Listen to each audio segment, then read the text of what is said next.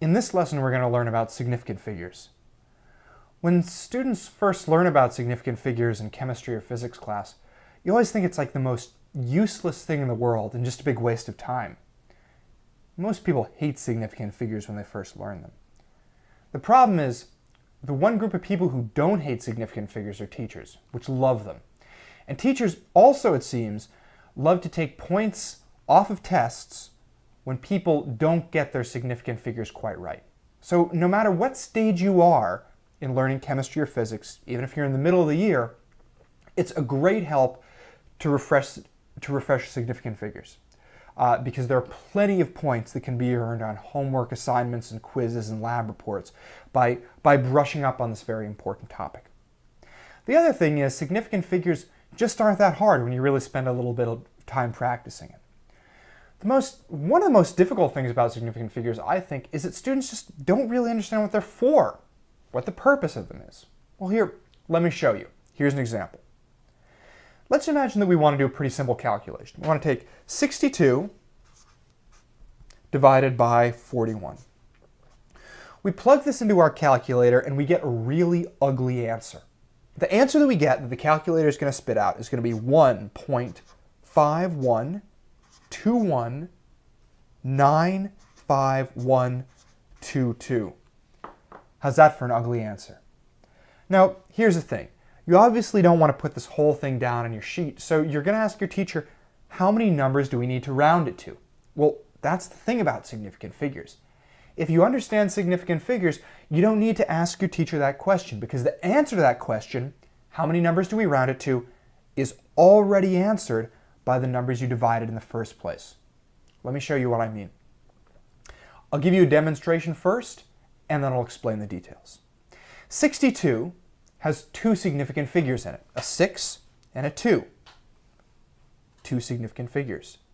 41 has a 4 and a 1, also two significant figures. That means that I'm going to round the answer that I got to two numbers. Simple as that. So the 1 is going to stay and the 5 is going to stay. But remember, I'm going to be rounding. So I'm going to have to look at the number next to the 5 to determine whether I keep the 5 the same, or if it's a big number, if I'm going to round up to 6. In this case, it's a 1, so I don't round up. I keep it as 1.5. And that's my final answer. The question of how many numbers I need to round it to is already answered by the number of significant figures and the numbers that I divided together.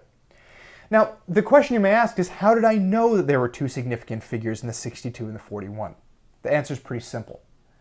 Any number that isn't 0 is always a significant figure. We'll talk about 0 in the next lesson because it can get a little bit tricky. Let's take a look at another example. Let's do 782 divided by 231. Put that into the calculator again. We get a really ugly answer out.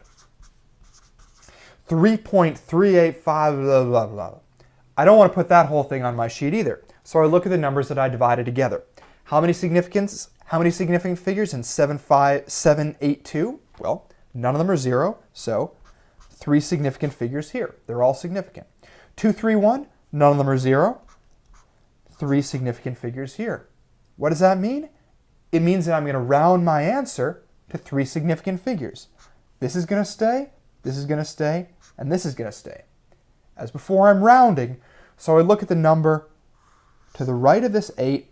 It's a 5, which means I'm going to have to round up. That 8 is going to become a 9. And my final answer is going to be 3.39.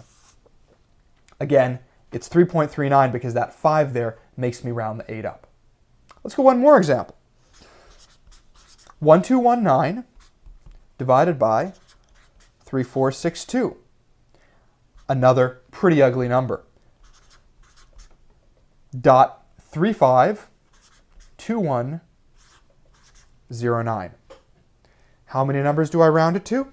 I'm sure you've already gotten the hang of it. 4 significant figures here, 4 significant figures here. That means I round my answer to, you guessed it, 4 significant figures. This stays, this stays, this stays, and this stays. And I look at the number just to the right of the 1. It's a 0, so I certainly don't round it up. My final answer is going to be 3521. And there you go, rounded to 4 significant figures. Now, we can do this exact same thing with multiplication.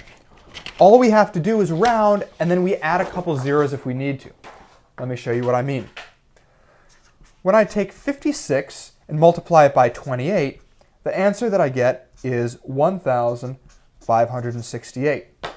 But as with division, I look at the significant figures in the two numbers I multiplied together, 2 here and 2 here, which means that I'm going to round my final answer 2 numbers. This one stays and this one stays, and I look to the right of it to decide whether I round up or down. It's a 6, so I round up. My final answer becomes 1,006 because these 2 numbers stay, and I just fill everything else in with zeros. So I get 1,600. If I multiply these guys together, 4,833 times 1,741, I get a really big number, 8,414,253. Again, how can I round this using significant figures? 4 significant figures here and 4 significant figures here, so you guessed it. I round my answer to 4 digits. I look here to figure out whether I round up or down. It's a 2, so it stays the same. 8, 4, 1, and 4, and I fill the rest of the number in with zeros. I don't need them. Round it to 4 digits. Now, if you're smart, you've already realized that I'm doing something pretty simple.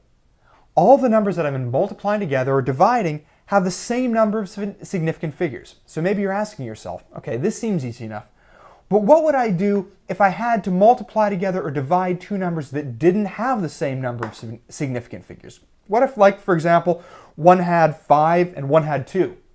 How would I round then? Let's take a look.